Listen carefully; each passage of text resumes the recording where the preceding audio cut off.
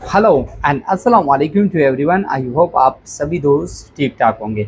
अच्छा दोस्तों, आज ये एक फ़ोन आया है पोको कंपनी का X3 Pro मॉडल। और इस फ़ोन में प्रॉब्लम ये है कि ये फ़ोन फुली डेड कंडीशन में है। चलो आप लोगों के सामने मैं इसको करता हूँ ऑन, तो आप लोग देख सकते हो ये फ़ोन ऑन नहीं हो रहा है। अपने स्टूडेंट के सामने भी करता हूँ इसको ऑन नहीं हो रहा है। एक्चुअल में हमने ये वीडियो रिकॉर्ड की थी, लेकिन इसका वॉइस इसके साथ रिकॉर्ड नहीं हुआ था। तो अभी जो ये वॉइस ओवर मैं इस पर कर रहा हूँ, ये बाद में मैं कर रहा हूँ। ये हमने स्टूडेंट के सामने लाइव क्लास में ये फ़ोन ओके किया था। इसका जो प्रॉब्लम है वो हमने फिक्स किया था।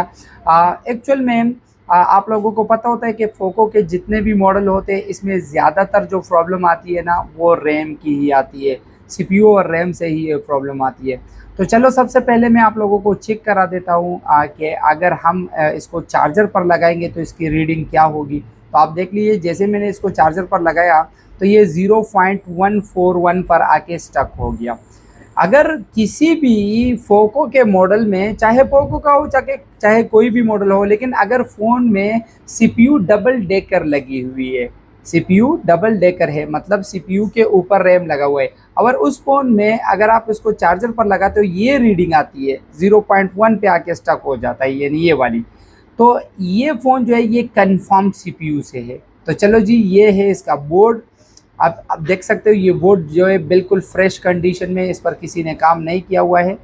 जब कोई इस पर काम नहीं करता तो ऐसे फ़ोन जो होते हैं वो एक्चुअल में क्लियर भी हो जाते हैं, लेकिन जो जिस पर लोग बहुत ज़्यादा काम करते हैं तो वो फ़ोन अक्सर औकात फिर जो है ना ख़राब हो जाते हैं। लोग उसको ओवर हीट वगैरह करते हैं, इस तरीके के बहुत सारे प्रॉब्लम इसमें आ जाते हैं।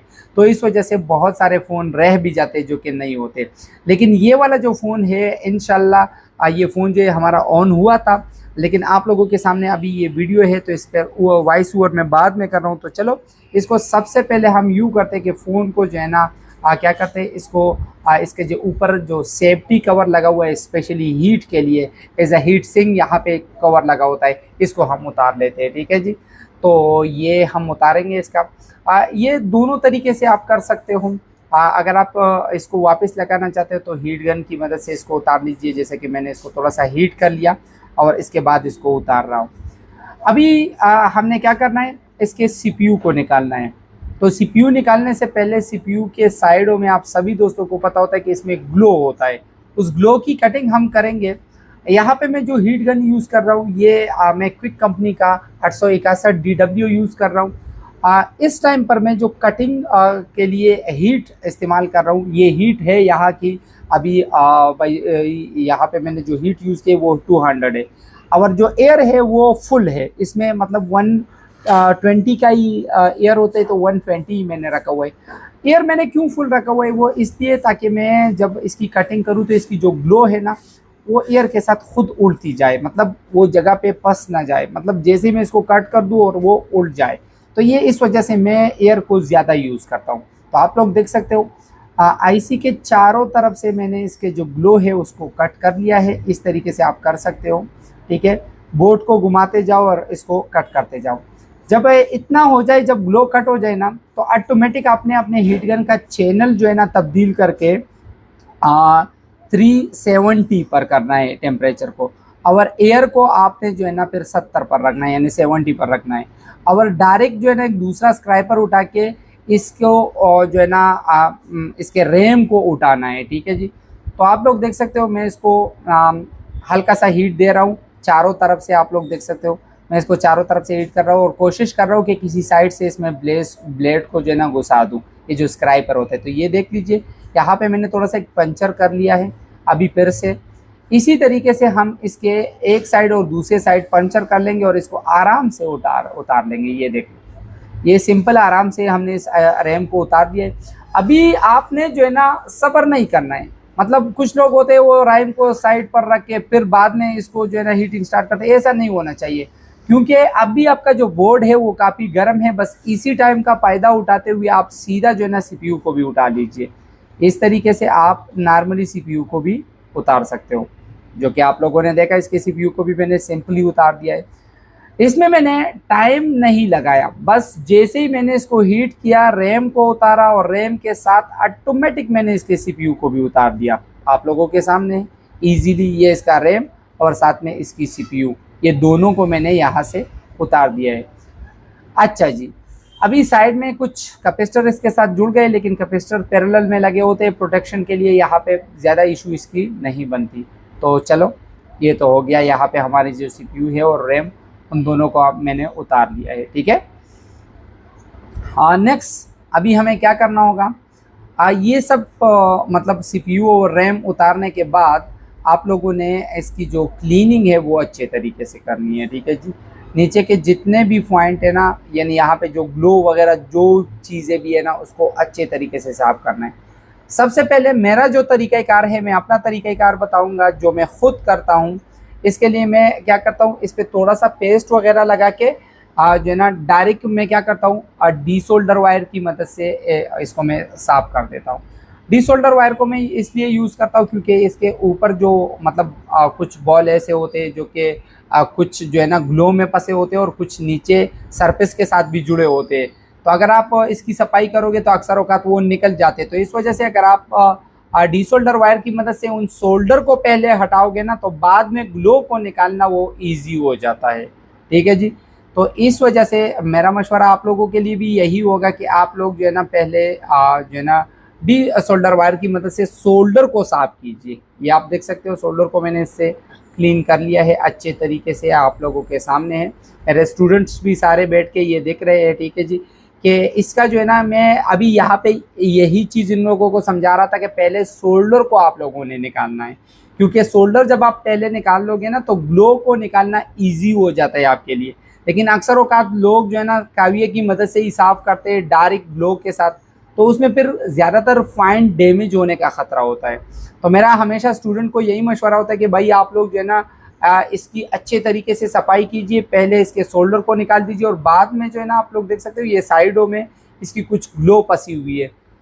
तो ये एक बात आप लोग भी व्यूवर, आप भी में से बहुत सारे मेरे स्टूडेंट ये वीडियो देख रहे होंगे या जो मुझे अपना उस्ताद मानते हैं वो लोग देख रहे होंगे, तो आप लोगों को भी यही मशवरा है भाई कि आप लोग जो है ना जितना ज़्यादा आप जो है ना किसी भी आईसी के नीचे के पॉइंट जो होते हैं ना उसको साफ़ करेंगे ना, जितना ज़्यादा आप उसको साफ़ करेंगे, तो इसके साइडों वाली एरिया को साफ़ करेंगे तो इतना आपका काम परफेक्ट होगा। अभी देखो भाई, ये आईसी में कोई भी पॉइंट डैमेज नहीं हुआ है अल्हम्दुलिल्लाह। यही बात हो रही है स्टूडेंट के साथ, क्योंकि हमने इसमें कोई जल्दबाजी नहीं की है। जब बंदा कोई जल्दबाजी करता है ना तो उसमें फिर यही प्रॉब्लम होता है कि उसमें बहुत सारे पॉइंट डैमेज हो जाते हैं, बहुत सारे पॉइंट उकड़ जाते हैं, कुछ इस तरीके के प्रॉब्लम बनते हैं। ठीक है जी, तो आप लोगों ने क्या करना है, जल्दबाजी बिल्कुल नहीं करनी है और यहाँ पे आप लोगों ने आराम के साथ सारे पॉइंटों को अच्छे तरीके से साफ करना है। जैसे कि आप लोग देख रहे हो, ये सारे जो आप लोगों के सामने बहुत अच्छे तरीके से ये सारे पॉइंट मैंने क्लीन कर लिए हैं। ठीक है,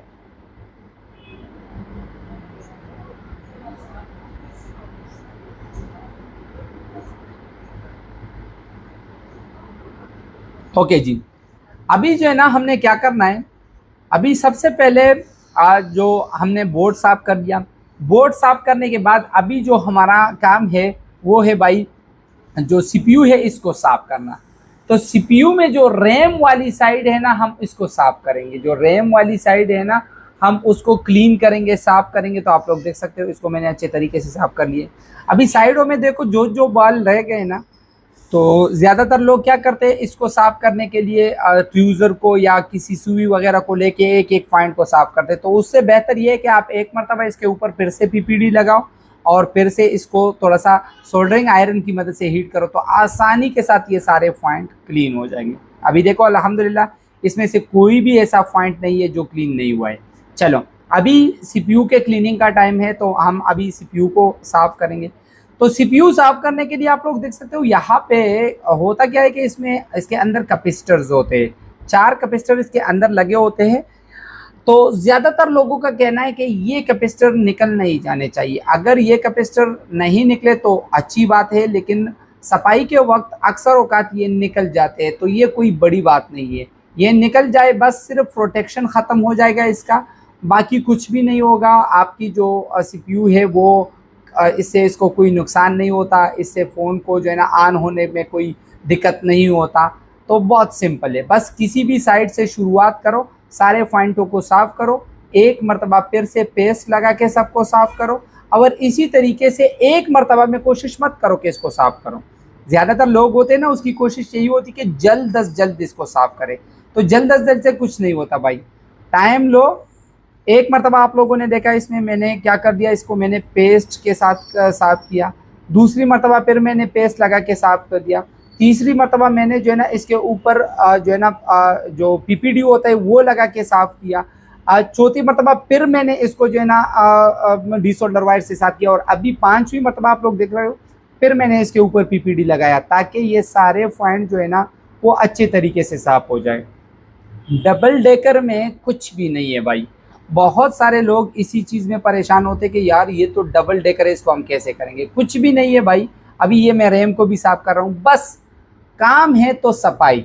अगर आप किसी भी आईसी को और आईसी के नीचे जो सरफेस होता है यानी जो बोर्ड होता है, इन दोनों की अच्छे तरीके से सफाई करोगे ना, तो आप यकीन मानो आप जो है ना बहुत जल्द ही सक्सेस होंगे। जब आप इसको वापस इंस्टॉल करेंगे ना, तो आपको इसका जो रिज़ल्ट मिलेगा ना वो बहुत बढ़िया मिलने वाला है। इसमें ये नहीं होगा, इसमें अनसक्सेस के जो चांसेस होते हैं ना, मतलब जो बहुत सारे लोग होते हैं, अगर हम इतनी मेहनत करें और कामयाब ना हो जाए तो तब भाई मेहनत तो करनी ही होगी। लेकिन अगर आप तरीके से मेहनत करोगे ना, तो आपको बार बार मेहनत करने की ज़रूरत नहीं होगी। ये अपने पास याद रखो, अगर आप सही टाइम पर सही काम करोगे और सही मेहनत करोगे ना, तो आपको बार बार मेहनत करने की ज़रूरत नहीं है। देखो भाई, ये सारे पॉइंट्स वगैरह मैंने अच्छे तरीके से साफ़ कर लिए हैं। रैम के भी, रैम के वो जो साइड जो सीपीयू पे लगता है और सीपीयू के भी। अभी देखो, अभी हमारा टाइम है रिबॉलिंग का। तो रिबॉलिंग के लिए हम क्या करेंगे, इसके ऊपर इसका अपना ही स्टेंसिल लगाएंगे। हालांकि आप यूनिवर्सल से भी कर सकते हो, लेकिन यूनिवर्सल में आप लोगों को फिर एक ख्याल करना होगा, वो ये कि जिस जगह पे कैपेसिटर लगे होते हैं ना, उस जगह को फिर आप लोगों ने ब्लॉक करना होगा किसी जो है ना आईसी टेप वगैरह से या यूवी ग्लो वगैरह से, ठीक है। क्योंकि स्टेंसिल में फिर वहाँ पे बॉल जाएंगे और वो आपके लिए परेशानी पैदा कर सकते हैं। तो इस वजह से आप लोगों ने कोशिश ये करनी है ना कि अगर आपने यूनिवर्सल स्टेंसिल से करना है ना, तो ये कैपेसिटर वाली जो जगह है इसको आप स्टेंसिल में ब्लॉक कीजिए, तो फिर आपको प्रॉब्लम नहीं होगी। अच्छे तरीके से इसकी पिलिंग हो गई और अभी हम इसको हीट करेंगे। मैं खुद सीरियस बात कहूँ तो जो टेम्परेचर और एयर में आईसी को उठाने और लगाने के लिए करता हूँ, यूज़ करता हूँ, उसी सेम टेम्परेचर से मैं रिवॉल्विंग भी करता हूँ। देख लीजिए, इसमें ज़्यादातर लोग होते हैं वो कहते हैं कि इसको कम करो, ज़्यादा करो। मैं खुद भी काफ़ी मरतबा अक्सर औकात नए लोगों को कहता हूँ कि इसको कम एयर के साथ जो है ना आप वापस रिवॉल्व करो। लेकिन अगर आपका हैंड स्किल अच्छा है थोड़ा सा, तो फिर कुछ कोई बड़ी बात नहीं है। हम अपने आप को इतने बड़े उस्ताद नहीं समझते, लेकिन फिर भी कुछ ना कुछ टाइम हो गया है इसमें, तो अल्हम्दुलिल्लाह अभी आसानी के साथ हम इसको कर पाते हैं। अच्छा दोस्तों, साथ में आप लोगों को बताता चलूँ कि हमारा जो नेक्स्ट बैच है, जो ऑफलाइन हमारा बैच चलता है, इंशाल्लाह वो 10 जून को स्टार्ट होगा। तो आप में से अगर कोई ऑफलाइन मोबाइल फ़ोन रिपेयरिंग का कोर्स करना चाहता है तो आप हमारे कोर्स को ज्वाइन कर सकते हो, ठीक है जी। जो कि इंशाल्लाह इस ईद के बाद स्टार्ट होगा, यानी 10 जून पर, यानी आने वाले 10 जून पर स्टार्ट होगा। अभी मई है तो जून में स्टार्ट होगा, ठीक है जी। 10 जून पे हमारा नेक्स्ट बैच स्टार्ट होगा। और अगर आप ऑनलाइन कोर्स करना चाहते हो तो ऑनलाइन के लिए हमारे जो बैचेस होते हैं वो मुख्तलिफ टाइम पर मुख्तलिफ बैचेस चलते हैं। तो आप किसी भी टाइम हमारे जो नीचे दिए गए हुए नंबर है 0340 096 3218, इस पर रब्ता कर सकते हो और आप अपना सीट बुक करा सकते हो, चाहे ऑफलाइन में हो चाहे ऑनलाइन में हो। तो हमारे कोर्सेज उर्दू में, पश्तो में और इंग्लिश में, तीनों लैंग्वेज में अवेलेबल होते हैं। और हमारे क्लासेस जो ऑनलाइन होते हैं वो लाइव क्लासेस होते हैं, ठीक है जी। कुछ दोस्त वीडियो कोर्स चाहते हैं तो उनके लिए वीडियो कोर्स की भी जो फैसिलिटी होती है वो भी अवेलेबल है, ठीक है। अच्छा जी, अभी यहाँ पे आते हैं वापस अपने टॉपिक पर। तो मैं जब भी आईसी को लगाता हूँ और स्पेशली जो डबल डेकर आईसी होती है ना, तो मेरी कोशिश यही होती है कि मैं इसको जो रोज़न होता है ना, बेरोज़ा, उसके स्मोक पे इसको लगा देता हूँ। उसका रीज़न ये होता है ना कि रोज़न जो होता है ना, इस पर जब आप आईसी को लगाते हैं तो इसकी पकड़ जो होती है ना वो काफ़ी मजबूत होती है। आप लोगों ने काफ़ी मर्तबा देखा होगा, आप लोग डबल डेकर को जो है ना कर लेते हो, हफ्ता 20 दिन बाद, महीने बाद वो वापस आपके पास आता है और या तो रिस्टार्टिंग प्रॉब्लम में होता है या फिर डेड हो जाता है। तो उसका रीज़न यही होता है कि अक्सर औकात सही तरीके से रिबॉलिंग ना हो जाए तो इस तरीके की प्रॉब्लम बनती है। अभी आप लोगों ने देखा मैंने रोज़न का इस्तेमाल किया, तो इंशाल्लाह इसके जो सक्सेस चांसेस है ना वो काफ़ी ज़्यादा है, और इसमें वापस रिटर्न आने का जो चांस होता है वो भी ना के बराबर ही होता है। ठीक है जी, वो भी ना के बराबर ही होगा। ठीक है, तो आप लोग देख सकते हो भाई, यहाँ पे मैंने इसमें इसको मैंने लगा दिया। अच्छा जी, एक और चीज़ यहाँ पे आप लोगों ने देखा, एक बॉल साइज के बीच में फंस गया था, तो ये फंसना नहीं चाहिए भाई। अक्सर औकात ये फंस जाता है और ये आईसी को लगाते हुए कि ये आईसी के नीचे चला जाता है। हमारा ध्यान अक्सर औकात इस पे नहीं होता, तो जब ये आईसी के नीचे चला जाता है तो आईसी के दो बॉलों के बीच में जब थोड़ा सा भी सोल्डर चला जाए ना तो वो आपस में शार्ट हो जाते हैं। तो आपस में शार्ट होने की वजह से जो है ना आपका जो होता है प्रॉब्लम बनता है। ठीक है जी, तो इस वजह से थोड़ा सा ख्याल रखा करें इस चीज़ का कि आप जब भी आईसी को जो है ना लगाते हो, ठीक है जी, तो जो एक्स्ट्रा पीपीडी होता है या एक्स्ट्रा जो बोल वगैरह होते हैं ना वो इसके अंदर ना चले जाए, इसका आप लोगों ने एक खुसूसी ख्याल रखना है। ठीक है, अच्छा जी, आप लोग अभी देख सकते हो इसको मैं चारों साइड से इस तरीके से हीट कर रहा हूँ। ठीक है जी, ताकि ये जो है ना बिल्कुल अच्छे तरीके से फिक्स हो जाए और अपनी जगह पे बैठ जाए। तो अभी आप लोग देख सकते हो ये जो है ना हीट हो रही है, और इसको मैं थोड़ा सा शेक करूँगा साइड से, ताकि ये देखो ये जो शेक करने के बाद वापस अपनी जगह पे आ जाए ना, तो आप यकीन मान लीजिए कि ये आईसी जो है ना बिल्कुल परफेक्ट लग गई है। ये जो शेक करना होता है ये हम इसलिए नहीं करते कि ये आईसी ठीक हो जाए या मतलब अपनी जगह पे चली जाए। बस शेक करने का मतलब यही होता है कि आपको दिली जो है ना सुकून मिलता है कि आईसी जो है ना परफेक्ट लग गई है। अभी देखो दोस्तों, आईसी जो है ना वो हमने इंस्टॉल कर लिए है।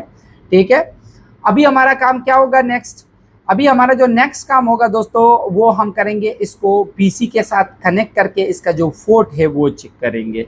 यहाँ पे हमसे गलती हुई थी, ये देख लीजिए, ये वीडियो पे जो वॉइस ओवर नहीं हुआ था तो पहले भी एक मरतबा हमने निकाल के जो है ना इसका पोर्ट चेक किया था और अभी भी चेक किया था।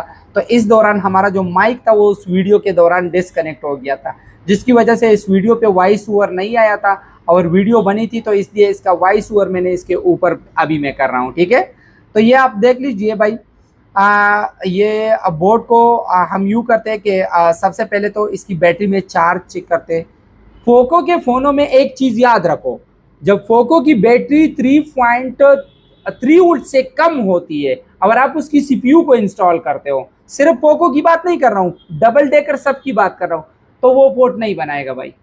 अगर बैटरी 3.3 वोल्ट से कम होगी तो वो पोर्ट बनाएगा ही नहीं। अभी आप लोगों ने देखा इसकी जो बैटरी है वो मैंने तकरीबन चेक की है, उसमें वोल्टेज बराबर है, तो इस वजह से अभी हम इसको कनेक्ट करके चेक करेंगे, क्योंकि पोको की बैटरी जब भी लो होती है, मैंने काफ़ी मरतबा देखा है, वो फिर पोर्ट नहीं बनाता। और हमारे बहुत सारे दोस्त होते हैं वो सीपीयू को इंस्टॉल करते और कहते कि भाई इसमें तो मतलब पोर्ट नहीं बना रहा है। तो अभी ये देख लीजिए, इसका लाइट मैं ऑन करूं और थोड़ा सा आप लोगों को इसकी, मेरे ख्याल से मैं बैटरी चेक कर रहा हूं। ठीक है, यहाँ पे हाँ मैं बैटरी में वोल्टेज ये देखो 3.3 है, तो 3.3 ठीक है, लेकिन अगर 3.3 से कम होगा तो फिर आपका जो फ़ोन है वो पोर्ट नहीं बनाएगा।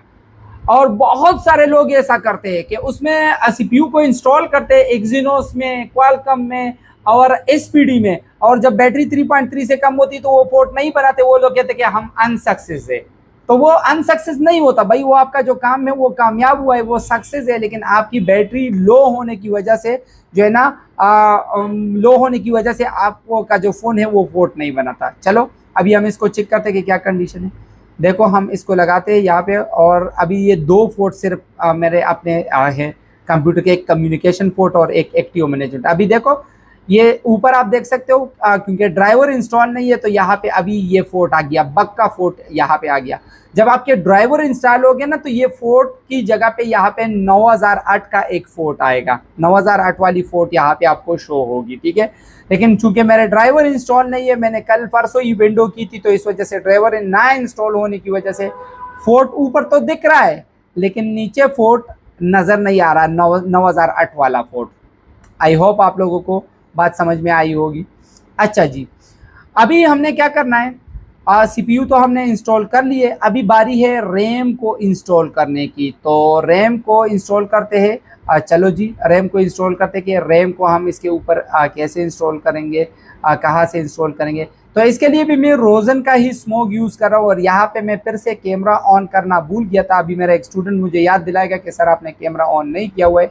फिर हम कैमरा बाद में ऑन कर लेंगे, वो कोई बड़ी बात नहीं, वो अभी आप लोग देख लोगे। लेकिन जिस टाइम मैं रोजन दे रहा था तो उस टाइम में भूल गया था। तो चलो देखो, यहाँ पे आप लोगों ने देखा कि इस पर मैंने रोजन को अप्लाई कर लिया है। ठीक है, अभी काम है इसके ऊपर जो है ना रैम को इंस्टॉल करना। अभी हम इसके ऊपर रैम को इंस्टॉल करेंगे और रैम इंस्टॉल करने के बाद हम देखेंगे भाई के जो अपना फ़ोन है वो ऑन होता है या नहीं, ये आप लोगों के सामने होगा। रैम को मैंने पहले से अच्छे तरीके से रिवॉल्व किया हुआ है। ठीक है जी, रैम ऑलरेडी रिवॉल्व है। ठीक है जी, देखो अच्छे तरीके से मैंने इसको रिवॉल्व किया हुआ है, बिल्कुल सॉफ्ट है, क्लीन है, बिल्कुल ओके है। अभी मैंने इसको इसके ऊपर रखना है और इसको इसके ऊपर रखने के बाद हम इसको एडजस्ट करेंगे। ये जगह जो है ना भाई, काम की जगह है। आपने जब भी किसी भी डबल डेकर पर काम करना है ना, तो ये चीज अपने पास याद रखो भाई कि ऊपर वाला जो रैम होता है ना, इसको आपने अच्छे तरीके से एडजस्ट करना है। और मेरा मशवरा आप सभी दोस्तों को यही है कि डबल डेकर को पेस्ट के मदद से कभी मत लगाओ। जो प्लग पेस्ट होता है, इसको रोजन का जो स्मोक होता है ना, उसी के साथ लगाया करो। तो आपका जो सक्सेस चांस होगा वो भी ज्यादा होगा और कस्टमर का जो रिटर्न फोन आता है वो भी नहीं आएगा। ज्यादातर हम सीपीयू रैम को रिवॉल्व करते हैं और कस्टमर वापस बार बार आ जाता है और फिर दिमाग खराब करता है कि सर इसमें ये प्रॉब्लम है और ये प्रॉब्लम है। तो वो प्रॉब्लम जो है ना, वो इसके साथ मतलब ना के बराबर ही होते हैं। मतलब वापस रिटर्न आने का जो चांस होता है वो ना के बराबर ही होता है।